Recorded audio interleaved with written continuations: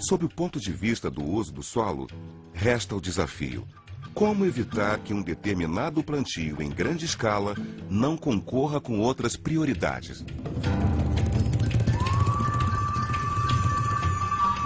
ですから、ブラジルでもサトウキビ作るという気持ちは分かりますが、ぜひ、世界の皆さんが困っている麦や大豆やトウモロコシを作ってほしいと。O Brasil é dos 3 maiores fornecedores de alimentos para o resto do mundo.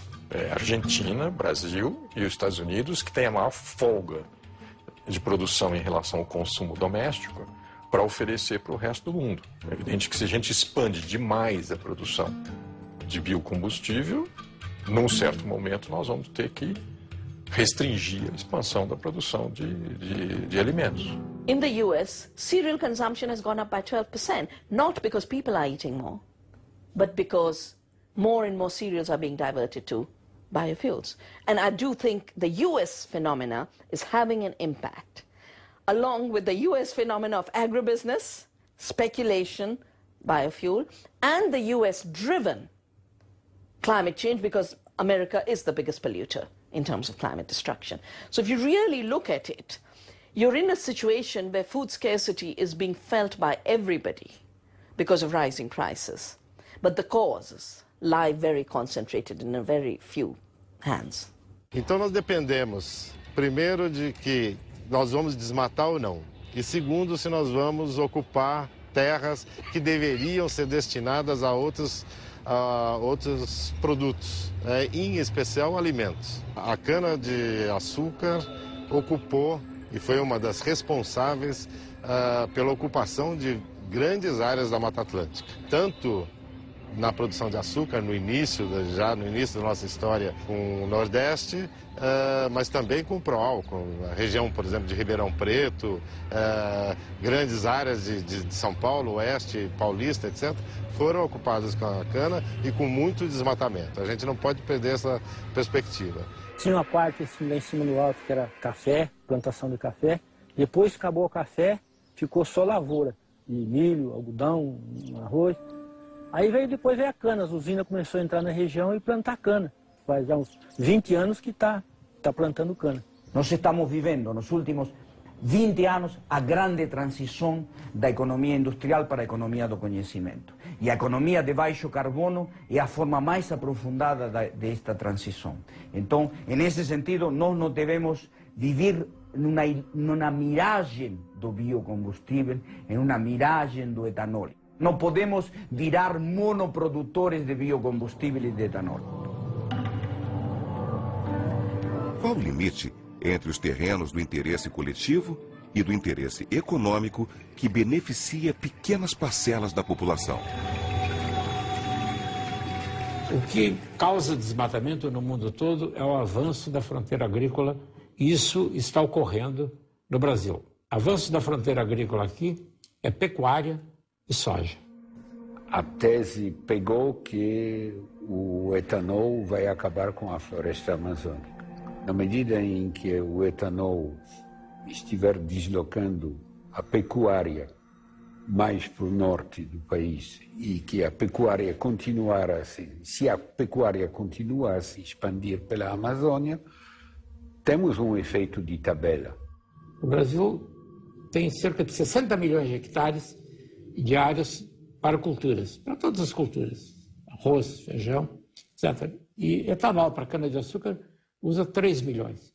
Então, acreditar que esses 3 milhões de hectares estão causando uma hecatombe, aumentando o preço dos alimentos, é efetivamente se recusar a olhar os números. O problema do desmatamento da Amazônia é muito sério, mas culpar o etanol por isso é simplesmente incorreto do ponto de vista científico. O ponto fundamental, o que o Brasil precisa para tornar o etanol uma commodity mundial e que se torne realmente, digamos, inclusive expandendo-se para outros países, é demonstrar ao mundo de que na cadeia produtiva do etanol não envolve desmatamento na Amazônia. Para isso é decisivo o Estado de Direito na Amazônia.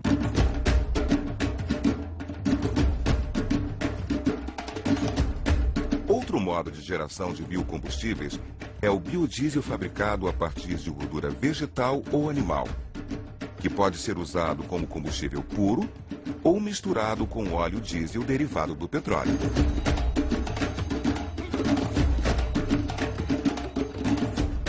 A União Europeia, maior produtor mundial de biodiesel, produziu cerca de 7 bilhões de litros em 2007. O biodiesel é um combustível coletivo, é um combustível plural, não só no uso, como também na sua produção. E a produção do biodiesel pode ser feita de todos os óleos vegetais, qualquer um deles, todas as gorduras de animais, qualquer uma delas, e até mesmo os óleos residuais. Então, se pode produzir biodiesel de soja, de mamona, de girassol, de pinhão manso, de dendê, de coco-babaçu, etc. Essa maquininha aqui foi a primeira máquina a utilizar o biodiesel produzido artesanalmente aí no nosso projeto mesmo, a partir de óleo de cozinha, né? Óleo usado de fritura. Uma maquininha no fundo do quintal, produziram lá o diesel e nós queimamos aqui e funcionou da mesma forma.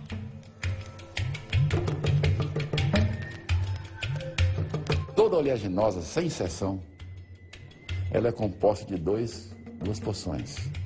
Tem uma porção lipídica, ou seja, o óleo, e tem uma porção proteica. Tá certo? Então, a porção lipídica, o óleo, você pode usar ele para alimentos, pode usar para produção de produtos químicos, detergentes, por exemplo, e tem a produção de biodiesel. A outra parte da porção proteica é ração.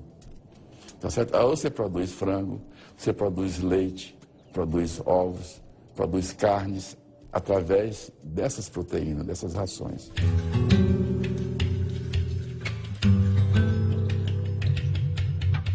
No município de Candeias, no estado da Bahia, há uma grande usina que compra os insumos gerados pelas pequenas propriedades familiares.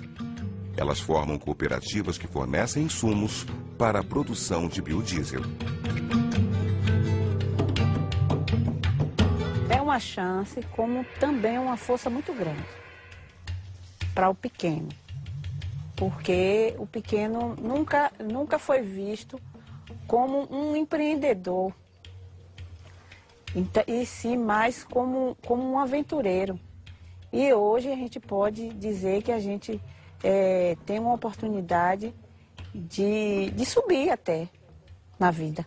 A usina de Candeias é uma usina com capacidade de 57 milhões de litros de biodiesel ano, e nós estamos concentrando na mamona, no girassol e no dendê nossas articulações com a agricultura familiar.